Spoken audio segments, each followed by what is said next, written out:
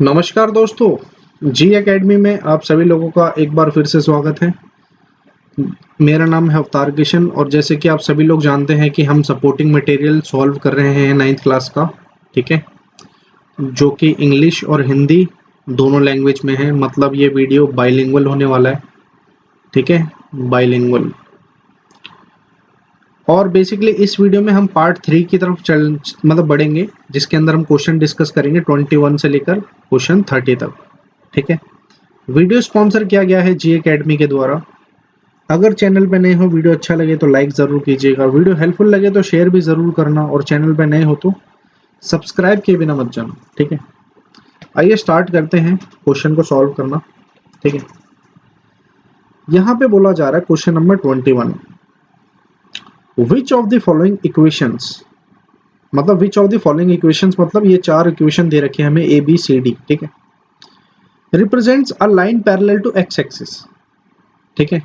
निम्नलिखित में से कौन सा समीकरण एक्स अक्ष के समानांतर रेखा को प्रदर्शित करता है, ठीक है। चारों ऑप्शन में से कोई एक, हमें वैसे वैसे बेसिकली बेसिक तौर पे अगर हम देखें तो हमें पता है कि कोई भी इक्वेशन होती है, ठीक है, कोई भी इक्वेशन होती है 2 वेरिएबल में, तो वो क्या दर्शाती है? एक लाइन को दर्शाती है। आ रही है बात समझ में? वो क्या दर्शाती है? लाइन को दर्शाती है। अगर कोई भी इक्वेशन हो जिसमें 2 चर हों और खास करके वो लीनियर हो, ठीक है, लीनियर मतलब रैखिक हो, ठीक है, तो हमें पता है कि वो एक लाइन को दर्शाती है, ठीक है। अब होता क्या है, इस क्वेश्चन में क्या कहना चाह रहा है, देखो ध्यान से समझना। मान लो एक ग्राफ है, ठीक है, बोला जा रहा है इन चारों इक्वेशन में से कोई एक ऐसी इक्वेशन होगी जो कि एक्स एक्सिस के क्या होगी? पैरेलल होगी। दोस्तों ध्यान दो ना, यहाँ पे ये एक्स एक्सिस है, ठीक है, और ये क्या है? Y axis.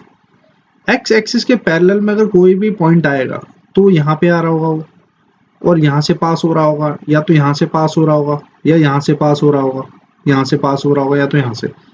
कहने का मतलब ये है कि ये पॉइंट इस लाइन से पास हो रहा होगा तभी तो पैरेलल बनाएगा, इस लाइन से पास हो रहा होगा, ठीक है, या तो यहाँ से पास हो रहा होगा। कहने का मतलब ये है कि वाई एक्सिस पे किसी भी पॉइंट से वो पास हो सकता है, ठीक है। और ऐसे केस में अगर ध्यान दो कि अगर मैं यहाँ पे देखूं तो यहाँ पे x की वैल्यू क्या है? 0 है, ठीक है, क्या है? 0, ठीक है। तो कोई भी लाइन अगर x एक्सिस के पैरेलल में होगी तो ऐसे केस में क्या होगा? x बराबर में क्या होगा भाई? 0 होना चाहिए। आ रही है बात समझ में? आइए देखते हैं चार इक्वेशन को चेक करके कौन सी इक्वेशन सही बता रहा है। तो x को 0 लेट करना है, मानना है मतलब बेसिकली, ठीक है। सेटिस्फाई करके देखते हैं, 2x + 3 बराबर में 0, ठीक है। x को 0 रखा, मतलब कहने का मतलब ये तो x एक्सिस है, यहाँ तो y कोऑर्डिनेट है ही नहीं, तो ये ऑप्शन हमारा होगा ही नहीं, ठीक है। इसको चेक करते हैं जरा, बी ऑप्शन को, ठीक है। 2y + 2 बराबर में 0, तो 2y बराबर में -2, y = -1, ठीक है।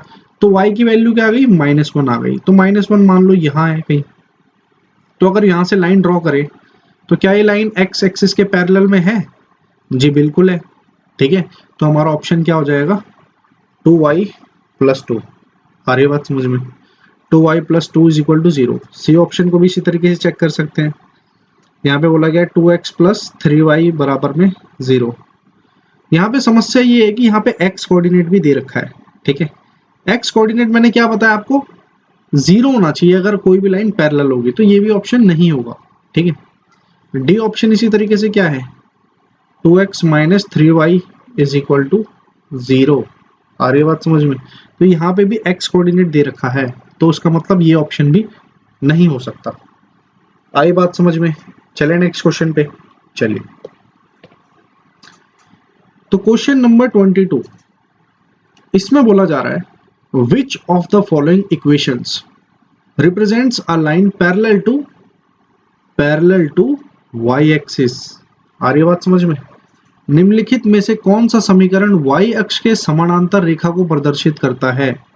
y अक्ष के समानांतर रेखा को प्रदर्शित करता है, मतलब ये हुआ पहले वाले क्वेश्चन का इसमें उल्टा है, देखो ध्यान से समझना। अगर मैं यहाँ पे एक ग्राफ बनाऊं, ठीक है, और ये हो गई अपनी एक्स एक्सिस, ठीक है, तो ये हो गई अपनी एक्स एक्सिस और ये हो गई वाई एक्सिस। ध्यान से समझना, अगर कोई लाइन y के क्या होगी, पैरेलल होगी, तो वो जायज सी बात है इन पॉइंट्स से पास हो रही होगी, है ना, जो मैं एक्स एक्सिस पे बना रहा हूँ, है ना। दोस्तों ध्यान रखना, कभी पैरेलल का अगर केस आ जाए ना, अगर वो एक्स एक्सिस के पैरेलल है, ठीक है, तो कोऑर्डिनेट्स y पे लाई करेंगे, y एक्सिस पे।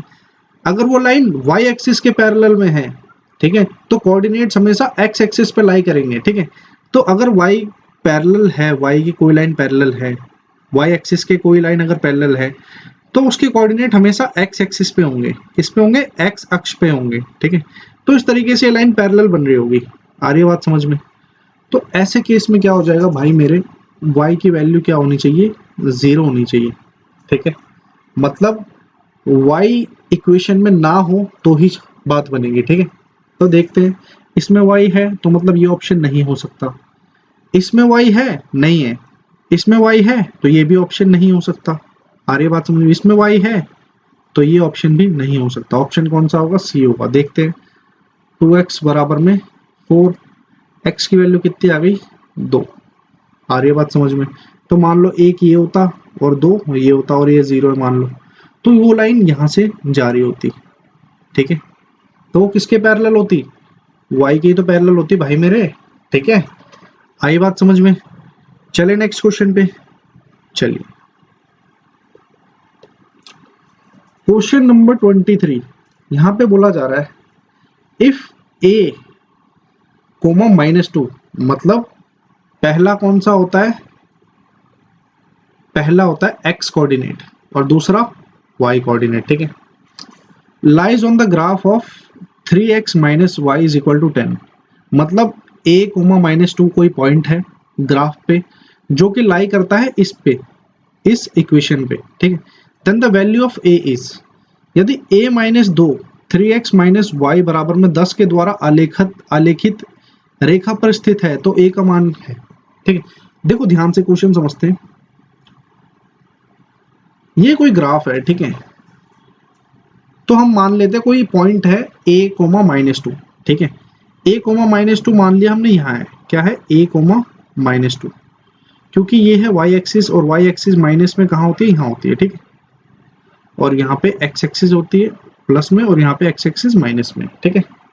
तो कोई पॉइंट मान लिया हमने क्या, कि ये कोई पॉइंट है जिसपे क्या है, a कोमा -2 इसका कोऑर्डिनेट है, ठीक है, मतलब इस पॉइंट का कोऑर्डिनेट है, ठीक है, ग्राफ पे।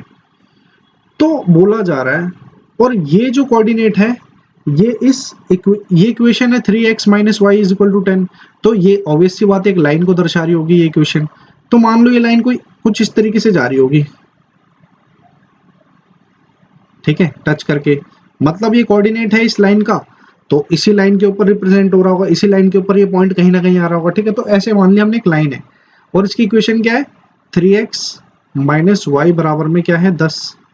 तो बोला जा रहा है a की वैल्यू क्या है, तो a की वैल्यू कैसे निकलेगी दोस्तों, देखो यहाँ पे a कोमा -2 क्या है, एक हल है, ठीक है, हल मतलब क्या है, सॉल्यूशन है इक्वेशन का, ठीक है।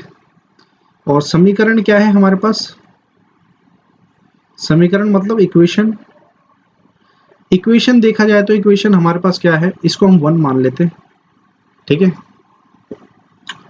तो इक्वेशन क्या है, 3x minus Y is equal to 10, ठीक है।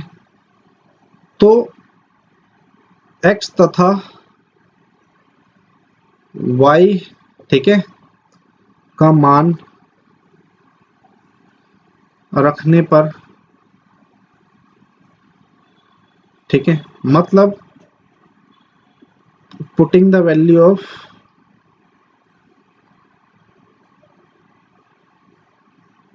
Of x and y from coordinate,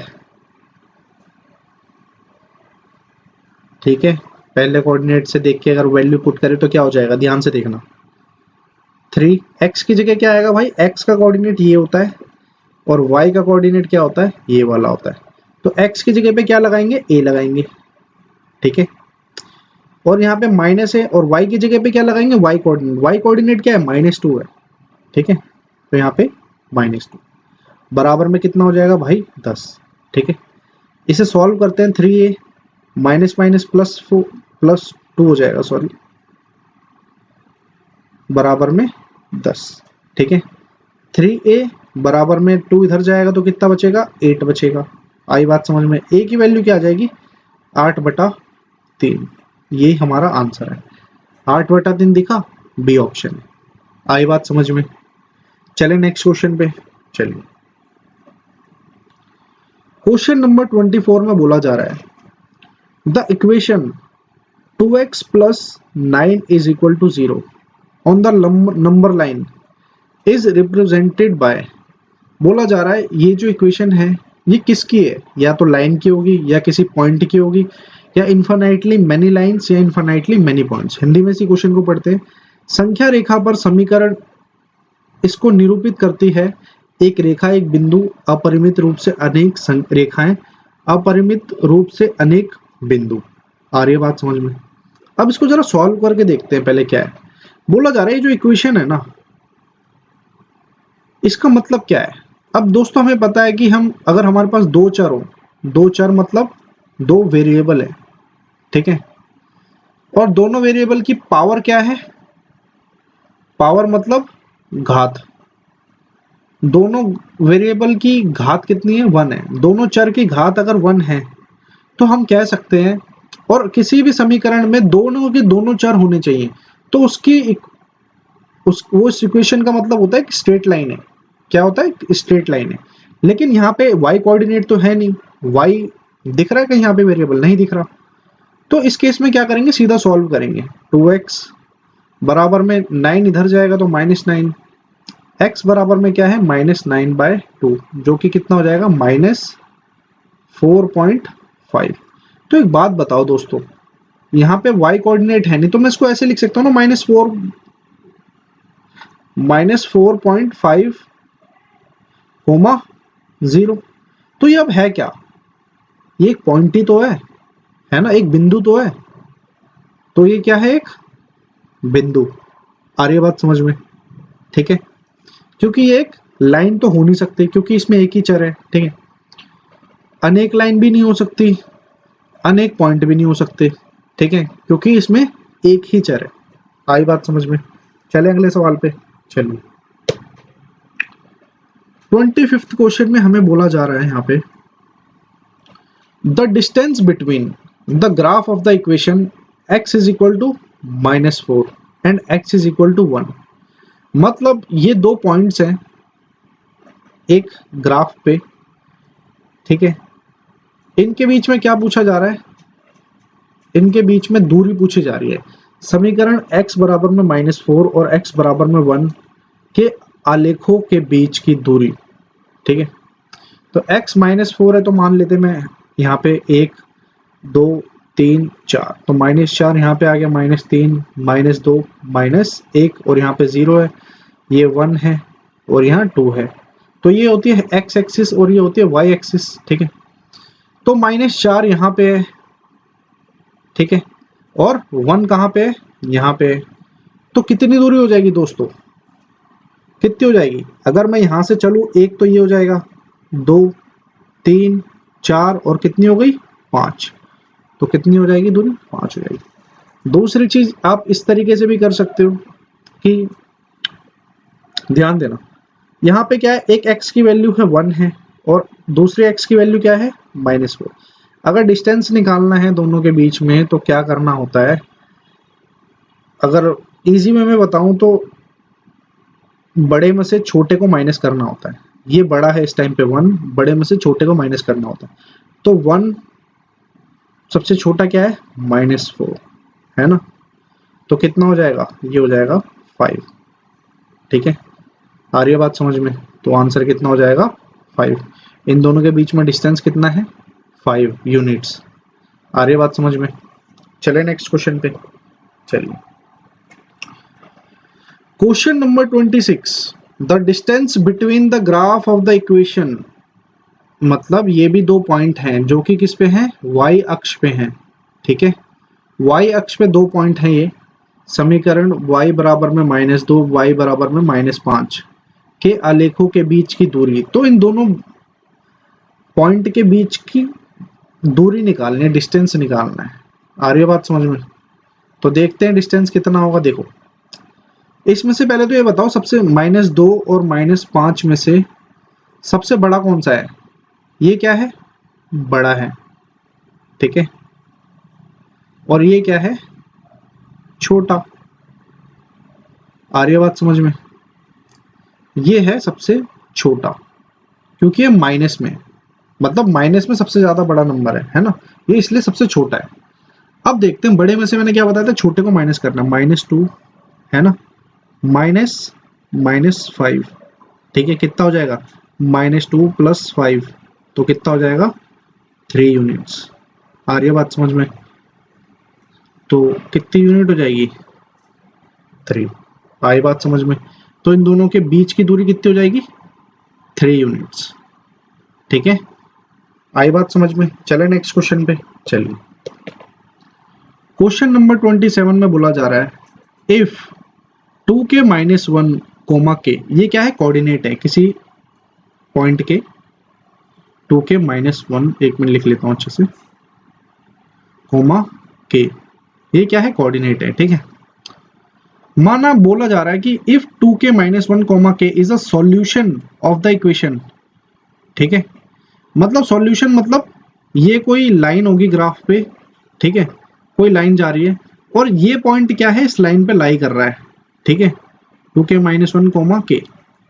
question का मतलब ये है कि ये जो पॉइंट है ना, ये जो पूरा पॉइंट है, ये इस इक्वेशन की लाइन पे कहीं ना कहीं प्रेजेंट है, ठीक है। तो पूछा जा रहा है k की वैल्यू क्या होगी।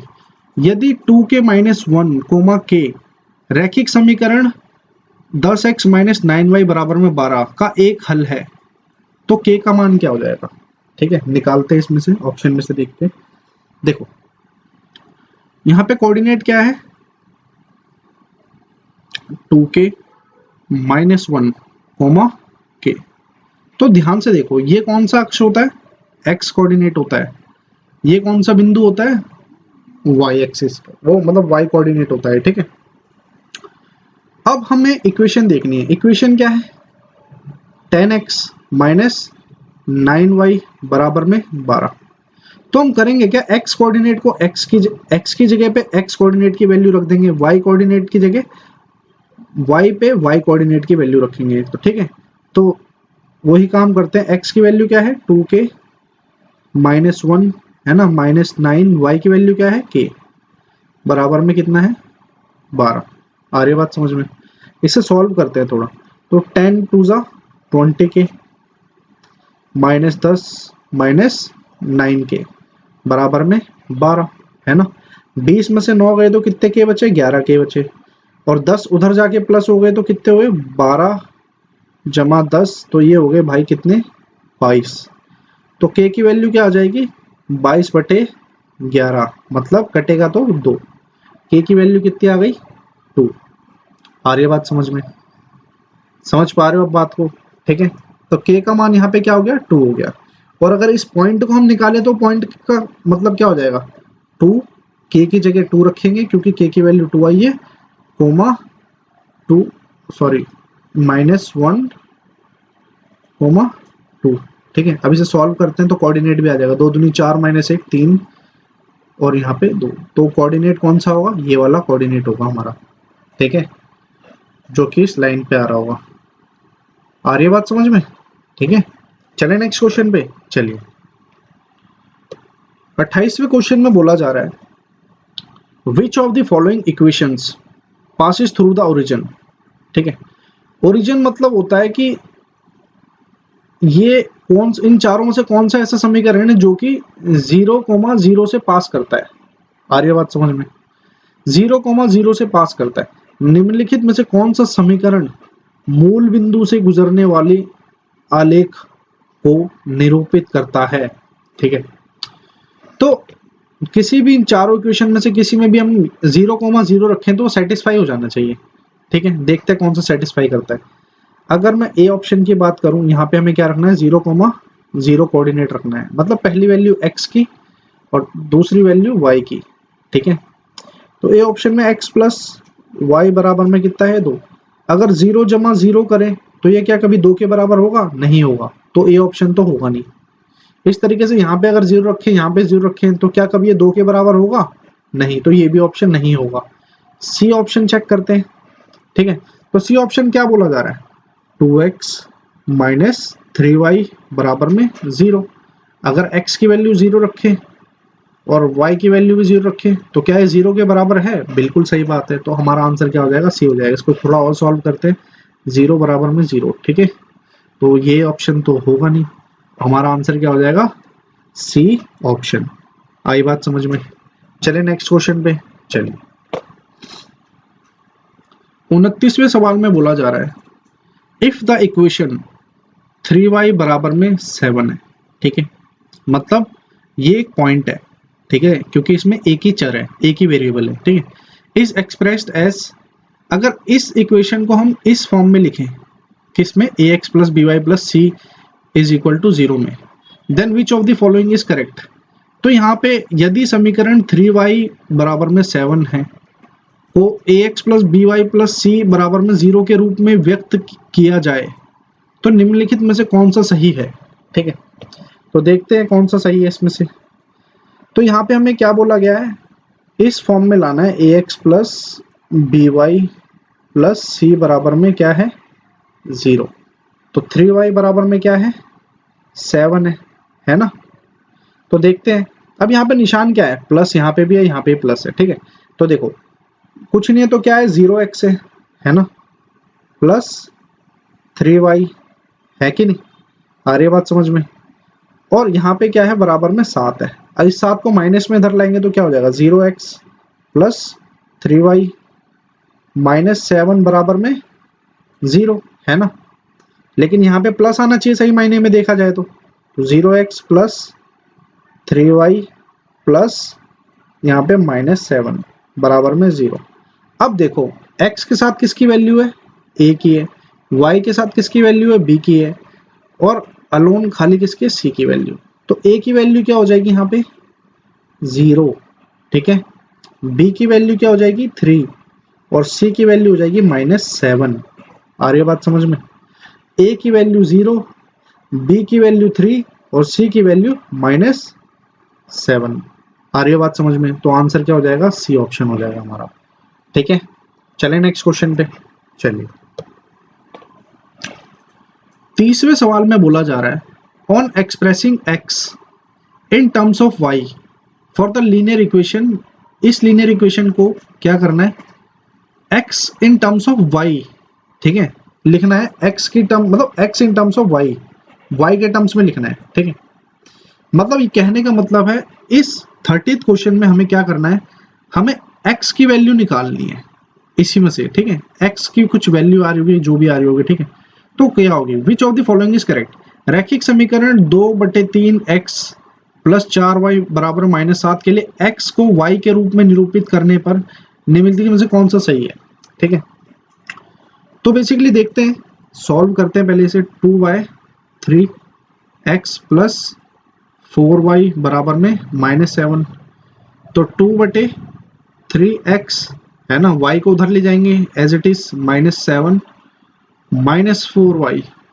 ठीक है, अब यहाँ पे और सॉल्व करते हैं तो x की वैल्यू क्या हो जाएगी, -7 -4y बटे में हो जाएगा कितना, 3 है ना, और गुणा में क्या हो जाएगा भाई, तो सॉरी यहाँ पे आएगा 2 और यहाँ पे आएगा कितना, 3।